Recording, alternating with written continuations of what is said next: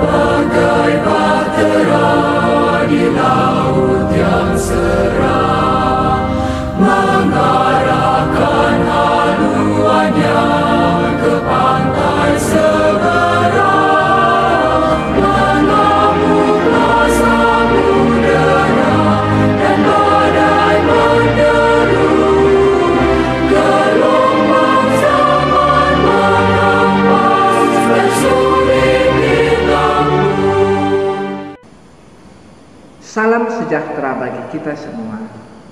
Bapak Ibu saudara-saudari yang dikasihi Tuhan, selamat berjumpa kembali dalam channel Inspirasi Sabda bagi Keluarga, Komisi Keluarga Keuskupan Agung Medan.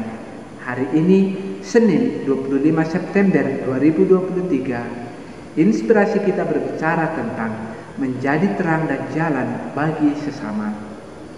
Inspirasi kita hari ini diambil dari Injil Lukas bab 8 ayat 16 sampai 18.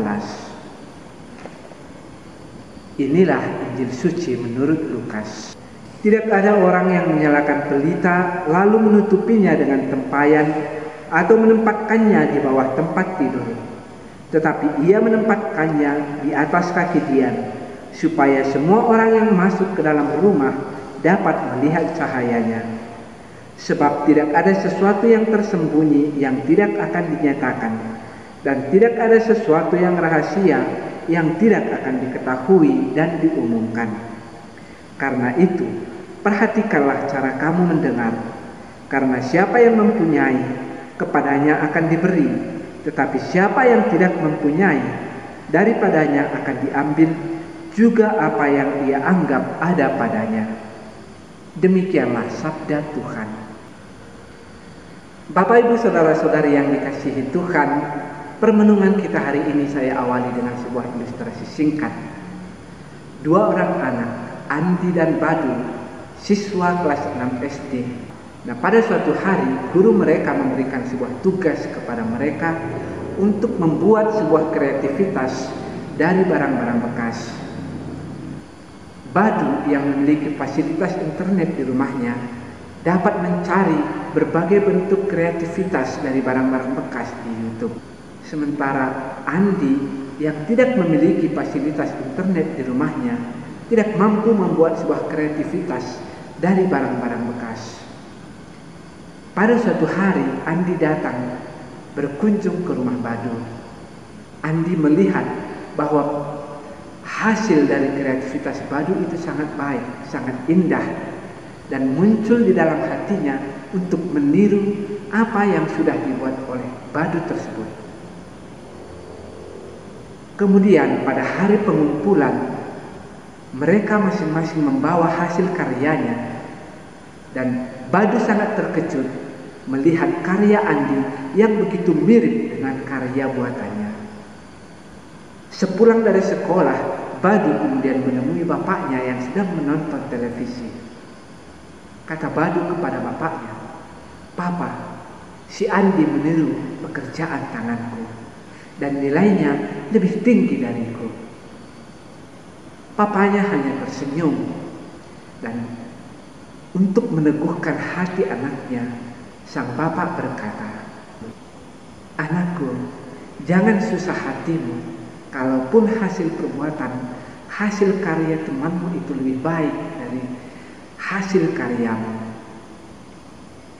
Bukankah kamu sudah memberikan sebuah inspirasi baginya, sehingga dia mampu untuk keluar dari permasalahan yang dia alami sebelumnya? Justru Papa bangga kepadamu, karena kamu sudah memberikan jalan keluar bagi temanmu itu dari permasalahan yang sebelumnya dia alami, dengan dia mengikuti perbuatanmu yang baik." Saudara-saudari yang dikasihi Tuhan, kisah Andi dan Badu ini memberikan sebuah gambaran bagi kita bahwa menjadi pengikut Kristus, kita harus menjadi terang yang memberi inspirasi dan jalan keluar, serta pembimbing bagi orang lain. Dalam perikop Injil yang kita dengarkan hari ini, dalam ayat 16 kita mendengar Yesus berbicara mengenai sebuah pelita. Jika kita memperhatikan ayat tersebut, maka kita akan menemukan bahwa ada ayat yang sejajar di dalam Injil Matius bab 5 ayat 15 mengenai terang dunia, di mana kata ini mengungkapkan hakikat yang terbesar dari diri setiap orang Kristen. Yesus adalah terang dan orang Kristen diperintahkan untuk menjadi terang itu. Dengan ini, Yesus menghendaki agar para pengikutnya menjadi sama seperti diri Yesus sendiri, yakni menjadi terang bagi dunia yang dikuasai oleh kegelapan. Dengan ini, kita juga dituntut untuk merefleksikan atau memancarkan sinar Yesus sendiri di dalam diri kita. Maksud dari terang atau pelita adalah untuk dilihat. Rumah-rumah Palestina pada zaman dulu sangat gelap karena hanya memiliki satu jendela kecil. Pelita yang dipakai di sana berbentuk seperti perahu kecil yang diisi dengan minyak, dengan sumbu yang terapung. Dapat dibayangkan betapa sulitnya untuk menyalakannya, apalagi pada waktu itu belum ada korek api. Biasanya pelita itu ditempatkan pada sebuah tiang kecil atau tiang yang terbuat dari potongan kayu. Dengan demikian, maka pelita itu akan terlihat jelas. Kalau penghuni rumah harus keluar, maka pelita itu ditaruh di tanah, lalu ditutup dengan sebuah penutup yang terbuat dari tanah liat. Dengan demikian, pelita itu akan tetap menyala dan aman dari kemungkinan kebakaran. Jadi jelaslah bahwa makna dari sinar pelita itu adalah untuk dilihat. Sejajar dengan gambaran itu, maka kekristenan adalah sesuatu yang untuk dilihat. Ada ungkapan yang sangat tepat untuk hal ini. Di dalam kekristenan tidak ada istilah mengikut Yesus secara sembunyi-sembunyi. Kalau orang menjadi Kristen, maka kekristenannya haruslah dapat dilihat secara nyata. Selanjutnya, kekristenan itu tidak boleh terlihat hanya di dalam gereja, tetapi seharusnya juga terlihat dalam kehidupan sehari-hari. Kekristenan kita harus tampak dalam cara kita bergaul, cara kita berbelanja, cara kita memperlakukan bawahan ataupun pembantu rumah tangga kita, cara kita memperlakukan pedagang sayur di pasar, cara kita berbicara, cara kita mengendarai kendaraan di jalan raya. Karena itu, di dalam kehidupan orang Kristen di dunia ini, kekristenan itu haruslah nampak jelas agar dapat dilihat oleh semua orang. Selain itu, terang atau pelita adalah pembimbing. Kita dapat bayangkan apa yang terjadi apabila listrik padam pada malam hari. Yang ada hanyalah kegelapan, kegalauan, kecemasan, ketakutan. Oleh karena itu, kita akan berusaha mencari sesuatu yang dapat menerangi kegelapan itu. Jadi, terang adalah sesuatu yang menerangi jalan atau ruangan. Terang menjadi pembimbing di jalan yang aman dan baik. Dengan demikian, orang Kristen haruslah dapat menjadi jalan dan terang bagi orang.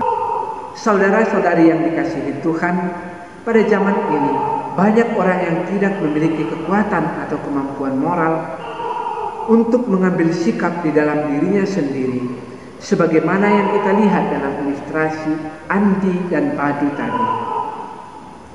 Tetapi kalau ada seseorang yang memulai, maka mereka akan mengikutinya. Tugas seorang pengikut Kristus adalah memulai sesuatu yang baik agar orang-orang lain mengikutinya. Di dunia ini masih banyak orang yang menunggu-nunggu dan merindukan seseorang yang berani memulai, mengambil sikap dan melakukan sesuatu yang mereka sendiri masih kurang berani melakukannya. Dan itulah tugas kita selaku pengikut Kristus. Di tengah keluarga, tentu bapak dan ibu juga sering menghadapi anak-anak yang sulit mendengarkan perkataan orang tua. Dan hal ini seringkali membuat orang tua menjadi marah dan bahkan memukul anak-anak mereka supaya anaknya itu berubah. Kemarahan seringkali bukan menjadi solusi untuk mengubah sikap seseorang. Malah bisa jadi membuat karakter orang itu menjadi lebih keras. Ada seorang guru SD yang sangat baik hati. Kebiasaannya adalah kalaupun ia harus memarahi muridnya, maka ia melakukannya dengan memeluk muridnya tersebut. Nah, kalau kita memberikan peringatan kepada orang lain, kepada anak-anak kita dengan kasih dan bukan dengan kemarahan yang menyakiti hati atau mengeritik, tentu mereka juga akan menerimanya dengan baik. Dan peringatan-peringatan kita itu juga akan menjadi lebih efektif. Oleh karena itu, mari saudara-saudariku yang dikasihi Tuhan, selaku pengikut-pengikut Kristus, mari menjadikan diri kita pancaran terang Kristus dalam kehidupan kita sehari-hari, terutama di dalam keluarga kita masing-masing, melalui sikap, perbuatan, perkataan, dan tindakan kita yang memancarkan sikap, perbuatan, perkataan, dan tindakan Kristus sendiri. Tuhan memberkati kita semua. Pace e bene.